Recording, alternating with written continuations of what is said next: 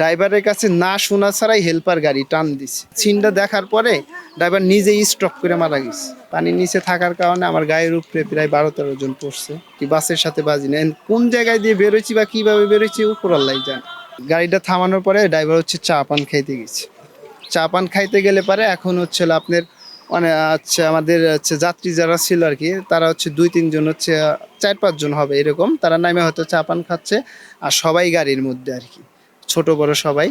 তাই সেই ক্ষেত্রে আপনার হচ্ছে এলো যখন ফেরিটা আনলোড করা হয়েছে আর কি, আনলোড হওয়ার কারণে ওই ড্রাইভারের কাছে না শোনা ছাড়াই হচ্ছে হলো আপনি হেল্পার হচ্ছে উনি নিজের ইচ্ছায় আর কি গাড়ি স্টার্ট করে ওইখানে টান দেয়।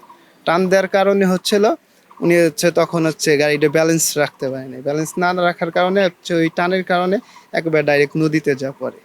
নদীতে যা পড়লে পারে তখন আমি হচ্ছে বাসের সবার পিছনে ছিলাম, পিছনে এক সিটের সামনে। আমার সাইডে আরও 2-3টে বাচ্চা ছিল ছোট ছোট, আমাদের যাচ্ছি বাজারে আমাদের শরীফ ভাইয়ের ছেলে আর ওনার হচ্ছে ভাগ্নি। ওই 2টা বাচ্চা মারা যায়, ওনার বউ আর হচ্ছে ওনার বোন আর ওনার একটা বাচ্চা জীবিত আর কি উদ্ধার হয়। তা আপনি হচ্ছে ওইখানে আমি যখন বাসের মধ্যে পড়ে যাই, পড়ে যাওয়ার পরে তখন তো পানির নিচে থাকার কারণে আমার গায়ের উপরে প্রায় 12-13 জন পড়ছে। তাই সেই ক্ষেত্রে মনে করেন যে আমি অনেক আপ্রাণ চেষ্টা করছি যে ওই ক্ষেত্রে উঠবো। তাই পানির মধ্যে হচ্ছে আমার গায়ের উপরে যখন পড়ার কারণে তখন আর মনে করেন যে আমি করতে পারিনি। আমি যখন জানালা ধরছি মানে বাসের যে আর কি জানালা ধরার পরে হচ্ছে আপনার আরও আমার হচ্ছে 2 জন হচ্ছে, একজন পিঠের উপরে চড়ে খাড়াইছে, একজন ঘাড়ের উপরে। তাই সেই ক্ষেত্রে মনে করেন যে আমি সামনে দিয়ে না যায় হচ্ছে বাস যখন তলায় যাচ্ছে আর কি, মানে যাইবে গেছে পানির মধ্যে, তখন বাসের যে একটা ভুলকুনি মানে একটা পানির একটা স্রোত উঠতেছে উপরের দিকে ওঠার কারণে আমি ওই পানির ওই স্রোত ধরেই আমি উপরে উঠি।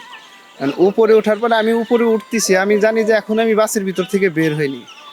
তারপর হচ্ছে আমি ওই স্রোতের কারণে আস্তে আস্তে উপরে উঠতে ইনশাল্লাহ আমি উপরে উঠে যাই আর কি, বাসের সাথে বাজি না।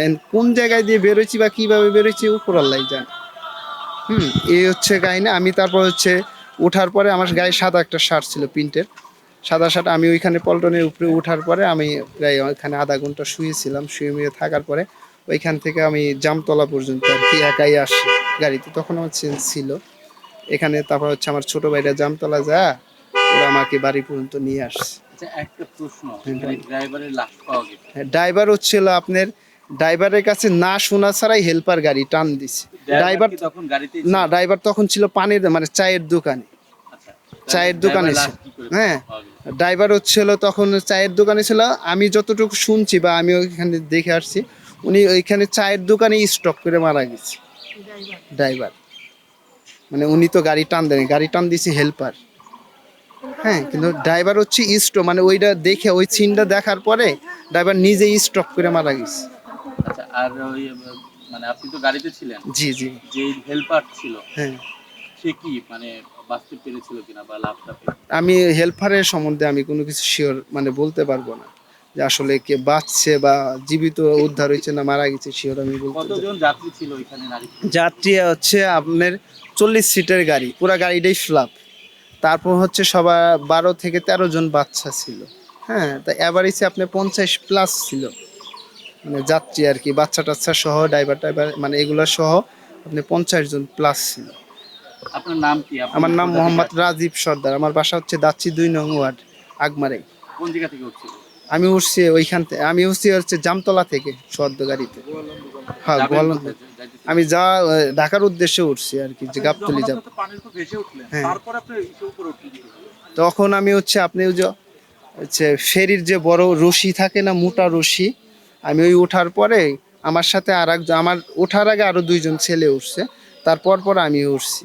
ওইখান থেকে হালকা একটু সরে যায়, আমি ওই রশিটা ধরে তখন ওইখানে আমি 5-7 মিনিট রশি ঝুলেইছিলাম। রশি ঝুলাই থাকার পরে আমি রশি থেকে সামান্য একটু সরে যাওয়ার পরে আসে উপর থেকে আমাকে 2 জন টাইনে উঠাইছে। ওঠানোর পরে আমি পল্টনের উপরে প্রায় আধা ঘন্টার মতো শুয়েছিলাম। আচ্ছা, আপনার একটা আঘাত দেখতে পাচ্ছি, এটা কি? জি, এটা আমার বাসের মধ্যে থেকে আঘাত। মানে আমি যখন পড়ে যাই, মানে আমার গাড়িটা যখন পল্টে গেছিলো আর কি, লাস্টে যে ওই পল্টে যাওয়ার কারণে আমি এই আঘাতটা খাই। আঘাত আমার হাতে ছুলে টুলে